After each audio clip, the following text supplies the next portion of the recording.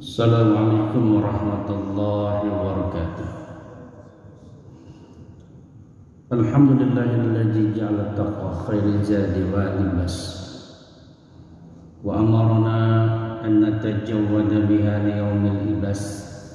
Asyhadu an la ilaha illallah wahdahu la syarika lahu rabbun nas wa asyhadu anna sayyidana Muhammadan abduhu wa rasuluh al-mawsufu bi'akmali sifatil ashkhas.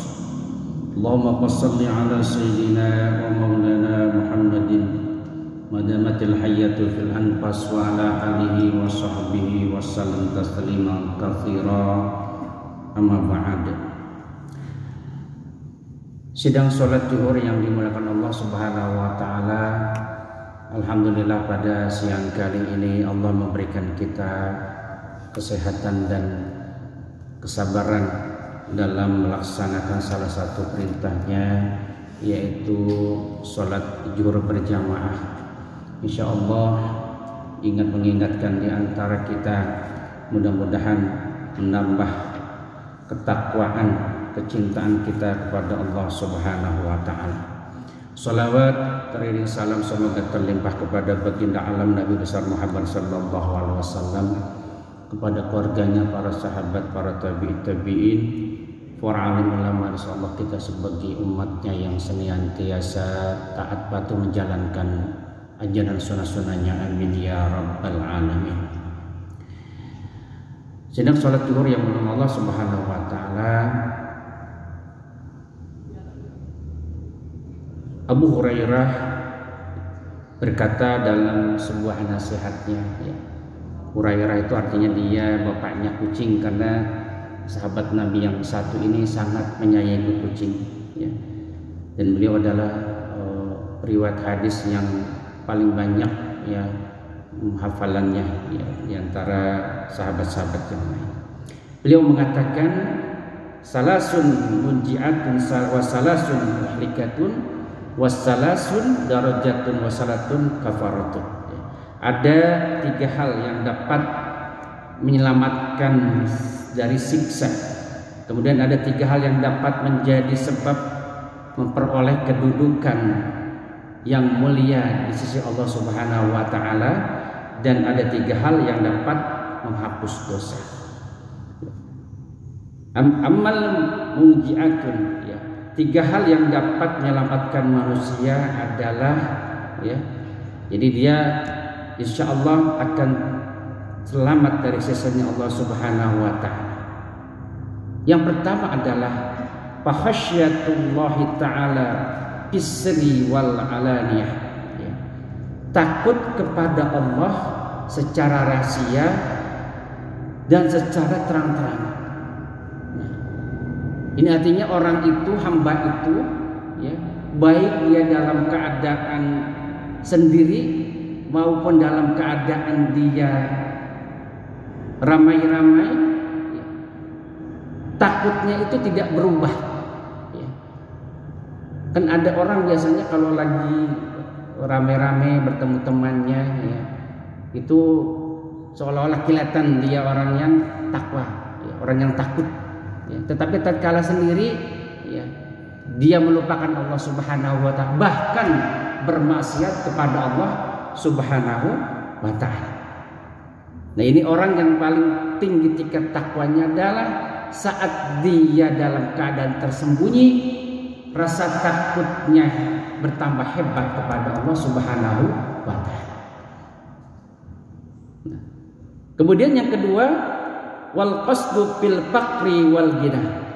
Sederhana dalam kehidupan dunia, baik saat dia dalam keadaan fakir maupun dalam keadaan dia kaya, ya. Jadi dalam keadaan fakir, ya sudah pasti, ya, dia akan melakukan sebuah pola hidup yang sederhana. Tetapi tatkala dia dalam keadaan lapang rezekinya, dalam keadaan kaya pun pola hidupnya sederhana, ya. Tidak menghambur-hamburkan hartanya untuk hal yang tidak penting. Bahkan dia banyak memberikan, ya, hartanya untuk kemaslahatan umat, bangun pesantren, bangun majelis taklim, membangun yayasan anak yatim.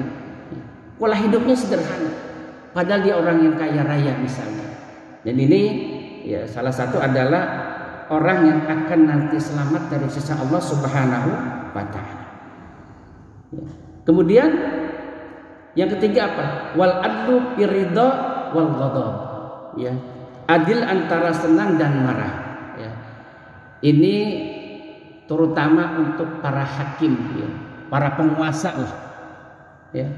Jadi dia bersifat adil dalam keadaan dia senang maupun dalam keadaan marah. Ya. Seorang hakim misalnya, dia akan memutuskan perkara ya, di pengadilan. Ya.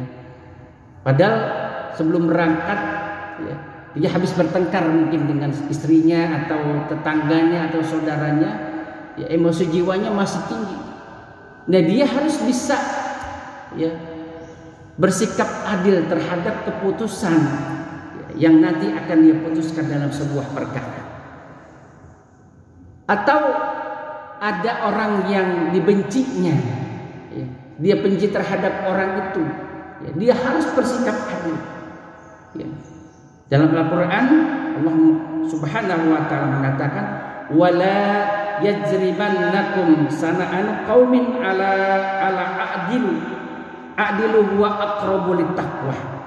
Janganlah ya, sekali-kali kebencianmu terhadap sesuatu kaum mendorong kamu untuk berlaku tidak adil. Nah, misalnya ada seseorang gitu kan, dia dalam proses karir yang begitu sedang menanjak gitu kan, kemudian ketemu dengan orang yang dia benci, ya. Dia harus bisa bersikap adil, harus profesional. Ya. Jadi keputusannya juga itu harus yang sikap adil. Ya. Karena apa? Adilu wa aqrabu littaqwa. Karena adil itu mendekati kepada takwa. Ya. Nih, ya, harus kita bedakan ya antara misalnya kepentingan-kepentingan yang sifatnya pribadi dengan keputusan-keputusan yang harus berdasarkan aturan-aturan agama. Kemudian Abu Hurairah juga mengatakan ada 3 hal yang dapat merusak diri sendiri. Ya. Jadi yang pertama adalah wa amal muhlikatun, 3 hal yang dapat merusak diri seseorang. Yang pertama adalah pasyuhu syadid, dia sangat kikir. Ya. Orang kikir Pak, ya jangankan sama orang-orang yang dermawan, ya orang-orang yang murah hati, sesama dengan orang kikir aja itu dibenci. Ya. Padahal temannya kikir, dia lebih kikir lagi, itu dibenci. Ya. Jadi orang yang kikir, bakhil, ya, itu pasti dia dibenci oleh siapapun, termasuk teman yang ya, seprofesinya gitu yang kikir. Ya. Yang kedua apa? Ya. Wa huwa mutaba'un, ya, mengikuti kehendak hawa nafsu. Ya, orang yang mengikuti kehendak hawa nafsu, ya, maka dia akan merusak dirinya. Ya.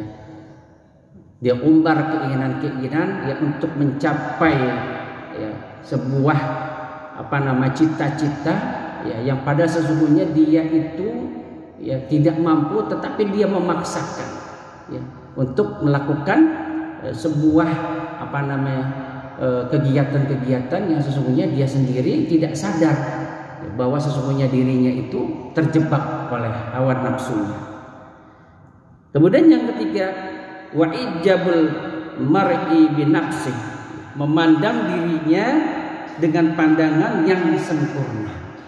Ya, bangga ya dengan sebuah kesuksesannya, ya, dengan keberhasilannya, ya. Ya, artinya tatkala dia berada dalam komunitas masyarakat, ya, dia mengatakan kalau bukan saya ini, ya siapa lagi ya akan gitu. Ini di kampung ini, ya di komplok ini kalau bukan saya, ya, yang melakukan ini, ya, siapa lagi? Ya, saya ini orang penting. Nah, itu kan dia berbangga diri, memandang dirinya lebih hebat daripada orang lain. Nah, kemudian tiga hal yang dapat menjadi sebab memperoleh kedudukan yang tinggi ya di akhirat nanti juga ya. Ini Bukhari mengatakan ya tiga hal yang nanti akan menyebabkan seseorang menjadi tinggi di hadapan Allah Subhanahu wa taala. Wa madarajatun fa'id sa'us salam ya. Mebudayakan ucapan salam ya. Dengan orang yang dikenal atau orang yang tidak dikenal ya, dia ucapkan salam. Assalamualaikum wahai saudaraku gitu kan. Dimanapun ketemu dengan muslim ya, sampaikan salam walaupun tidak kenal. Ya. Jadi dia akan mendapat kedudukan yang tinggi di akhirat nanti. Bagaimana tidak? Ya. Salam itu kan salah satu daripada Ismul A'zam, ya. Asma Allah yang indah. Ya. Assalam, ya, penebar kebaikan, keselamatan. Ya. Ya, jadi usahakan ini dibudayakan dimanapun. Ya. Kecuali dengan orang non muslim. Kalau dengan orang Islam ya ketemu di mana gitu kan, di pasar, di masjid, di kantor ya, dimanapun ya, sampaikan salam itu ya.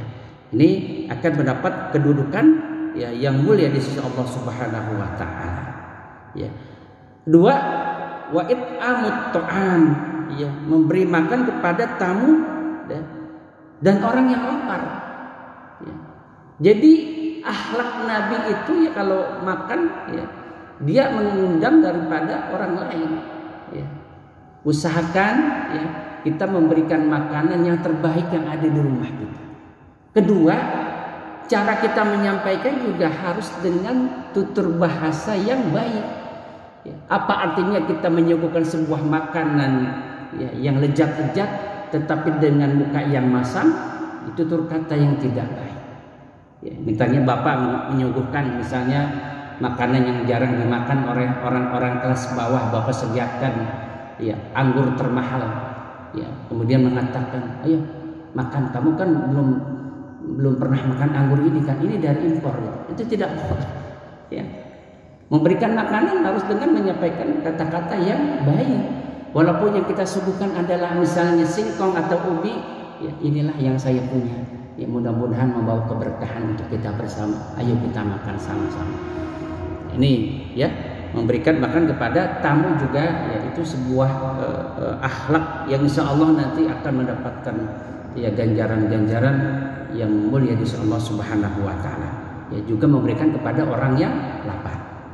Ya. Kemudian yang ketiga yang terakhir, wassalatu bil laili wan nas niyam ya, salat tahajud di tengah malam saat orang-orang sedang tidur nyenyak. Nah, ini yang insya Allah ya kita harus bangun ya sebuah keinginan ya untuk bangun di tengah malam mengibah-ibah, menyerahkan ya seluruh daripada hidup dan mati kita, urusan kita kepada Allah Subhanahu wa taala. Ya. Dalam surat Al-Isra dikatakan wa minal laili fatahajjat bihi nafilatan laka. Ya, bertahajudlah kamu di tengah malam dan ini sebagai tambahan ya, untuk ibadah kamu mendekatkan diri kepada Allah Subhanahu wa taala. Ya.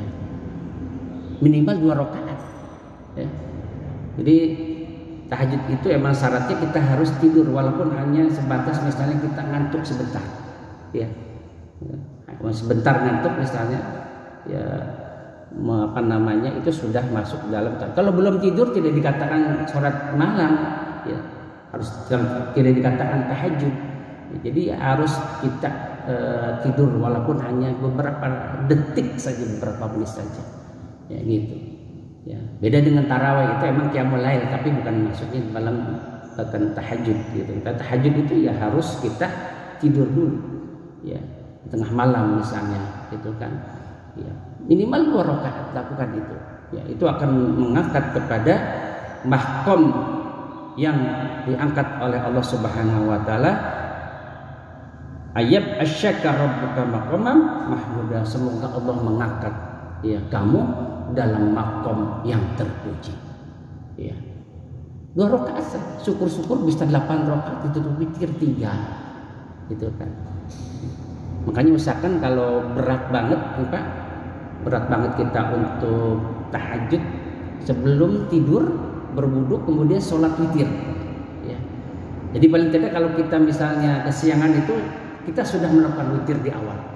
Kalau di awal sudah witir, begitu bangun tahajud nggak perlu witir lagi karena sudah witirnya sudah di awal.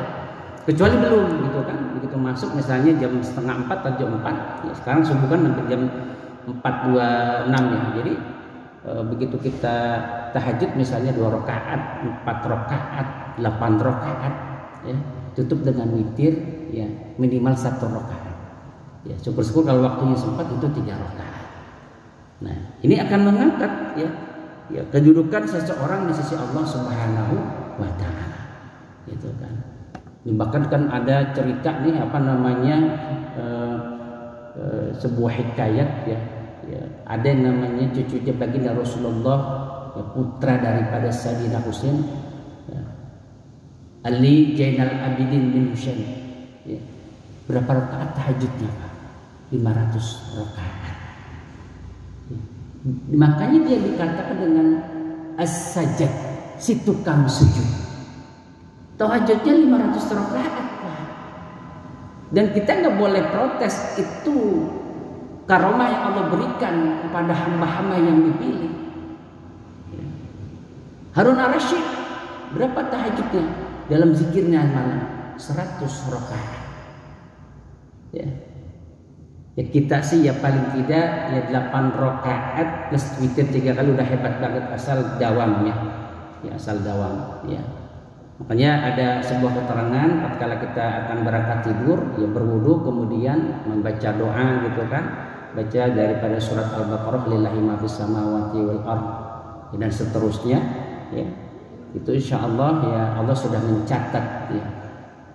Malaikat sudah mencatat niatkan kita untuk bangun ya, kalaupun tidak bangun sudah dihitung 1 pahala, apalagi kalau bangun ya kan. Jadi diusahakan untuk kita sebelum berangkat ke peraduan ke tempat tidur kita berwudu ya, berdoa kepada Allah yang membaca zikir-zikir yang diajarkan oleh baginda Rasulullah SAW. Baca subhanallah 33 atau paling tidak 10, alhamdulillah ya 10, Allahu Akbar 10 ya, kemudian baca surat Al-Ikhlas 3 kali, Falak 3 kali, Anas 3 kali, baca doa untuk tidur ya. Jadi insyaallah dalam tidur kita itu tetap dalam keadaan berwudu dan mendapatkan ya tatapan Allah selama tidur dijaga Allah Subhanahu wa Ta'ala. Itu saja mungkin yang dapat saya sampaikan ya, makalah dari sahabat Nabi yang bernama Abu Hurairah ya, bagaimana kita bisa mengamalkan daripada apa yang beliau sampaikan ya dalam asarnya gitu. Keparodil majlis subhanallahi wa bihamdika asyhadu an la ilaha illa anta astaghfiruka wa atubu ilaik. Assalamualaikum warahmatullahi wabarakatuh.